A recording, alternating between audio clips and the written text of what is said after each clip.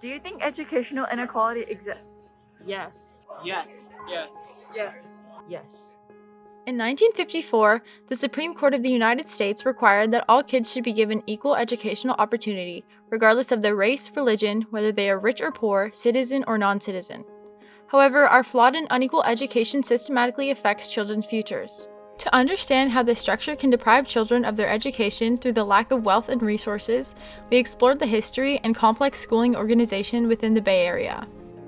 Looking back into the 1930s, the Federal Housing Administration refused to insure mortgages in and near African American neighborhoods, thus encouraging racial segregation by a process known as redlining, when certain services were excluded from people of color in certain richer neighborhoods.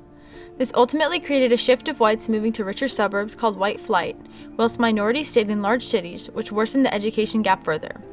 Moreover, the Federal Aid Highway Act of 1956 promoted segregation through building the infrastructure that physically isolated communities of color. Today, the lasting effects of these acts are continued segregation and inequality in education. One of the many reasons why inequality exists in education is that schools are funded differently. In California, school districts are funded in two ways: basic aid and ADA, average daily attendance. A basic aid district is one whose local property taxes meet or exceed its revenue limit and keeps the money from local property taxes, while still receiving the constitutionally guaranteed state basic aid funding. ADA is calculated by the total days of student attendance divided by the total days of instruction. Compared to ADA, basic aid is equal to $120 per ADA, or $2,400 per district. This means that basic aid school districts receive more funding from the California Constitution. Hence, this will create a larger pay gap between school districts. Statistically, funded by basic aid, Saratoga first-year teachers receive $67,000 per year. On the other hand, funded by ADA, first-year teachers in Branham High School only receive $62,000 per year. This $5,000 pay gap between school districts can create a disparity in educational equality and influence the opportunities students can get.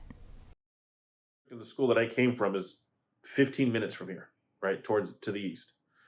And the budget that I received for 2,200 students at Santa Teresa High School was at least $80,000 less than what I was getting here in my first year in 2019 for 1,300 students. Saratoga High School is located in Saratoga, a small suburb with expensive residences, whereas Branham High School is located in San Jose, a larger city with more inexpensive housing.